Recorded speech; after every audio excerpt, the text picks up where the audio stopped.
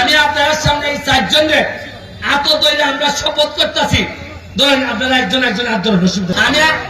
আমরা শপথ করতেছি যে আমরা নিজের স্বার্থে কোনোদিন সোনারঘাটের কোন হক আমরা নষ্ট করতাম না। আমি বিশ্বাস করি আমার তিনজন পার্টনারেরা এদেরকে নিয়ে আমরা সোনারঘাটটারে বহু দূর নিয়ে যাইব। এটা আমরা শপথ, এটা আমার বাবা মার উপরে একটা আমাদের শপথ যে সোনারঘাটের স্বার্থ নষ্ট হয় এইরকম কোন কাজ যেন আমরা না করি। আপনারা যে আমার কোন না রেবো ব্যবসা মান্দা রেবো মান্দা হইতো না, বাইরের মানুষ আইনি, বাইরের মানুষ না আইলে ব্যবসা মান্দা হইব না, তো ভালো হইব নি। গিয়া দেখেন মাধবপুর হাজার হাজার শ্রমিক বাইরে, এরা নোয়া ভাড়া টোয়া ভাড়া লইয়া এরা তো হামবালাই লিছে। এরা এত অবস্থা ভালো যে লোকে মাধবপুরের আগে চিন্তা করতে ফুলারে বড়াইব কেমনে টাকা, এই লোকে আমার কয় লন্ডন পাঠাইতাম, লন্ডন টেহালা যা লাগে আমি দিব। এরা কত ডেভেলপ করছে আমরা পারছি না। এরপরে দেখুন আগামী 1 মাস পরে টুর্নামেন্ট দিতেছি। কিটা টুর্নামেন্ট? 64টা ডিস্ট্রিক্টে দাওয়াত দিব ফুটবল টিম করবার লেগে। ধরেন 30টা খেলা হইব।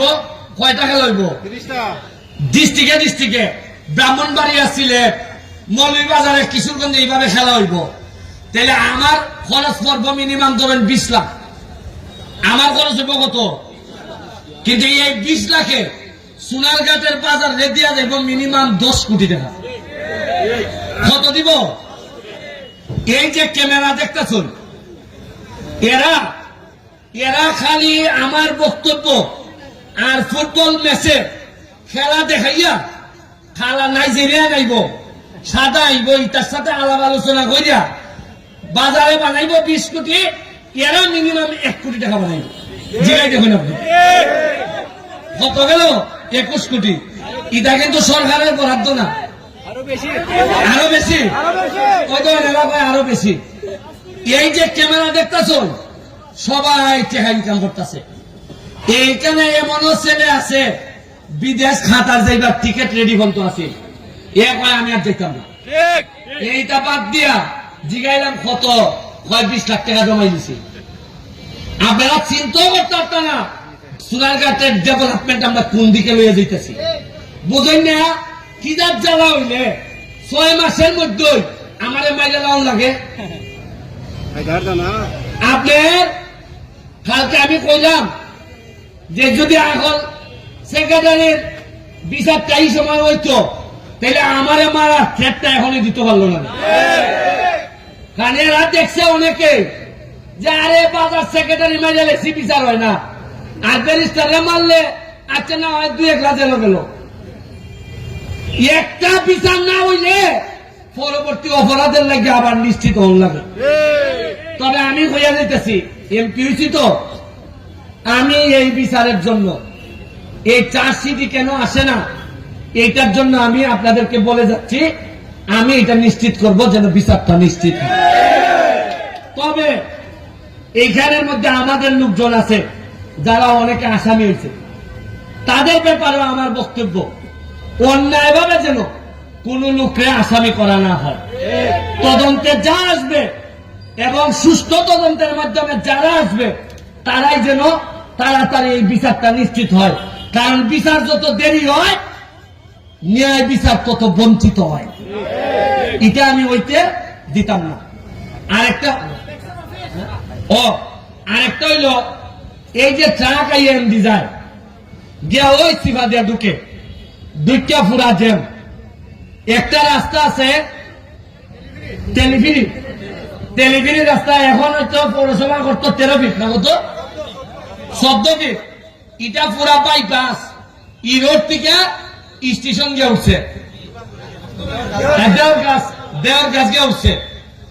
এখন যে জায়গা আছে ইটারে বড় হলে আমরা পুরা বাইপাস বানাইতে পারবো, তাহলে বাজারের উপরে প্রেশার অনেক কমে যাবে। এখন পৌরসভায় চাইতেছে উড়ু ঘুরা করতো, কতক্ষণ জানেননি কোন রকম 1 লাখ টন টন যাইতো। এরা কত যত তাড়াতাড়ি খানটা হইলাম যায়। আমি জানি না এরার কত আগ্রহ কিতার লাগে। আপনি পৌরসভার ব্যাপারে কোন জবাবদিহিতা আমি গ্রহণ করতে পাইছি না।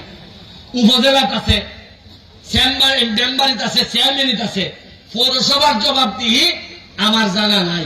কিতা খাম হইতেছে, কুনানো হইতেছে আমার জানা নাই। আমি বেশি জানতে চেষ্টা করি না। মানুষে কইব যেমন হয় রাজনৈতিক বিরোধিতার কারণে মনে ব্যারিস্টার দিতে হয়, কিন্তু যখন আপনারা বিচারের নিছেন তাইলে এখন থেকে আমি আর ছাড়তাম না, এখন থেকে আমি আর ছাড়তাম না।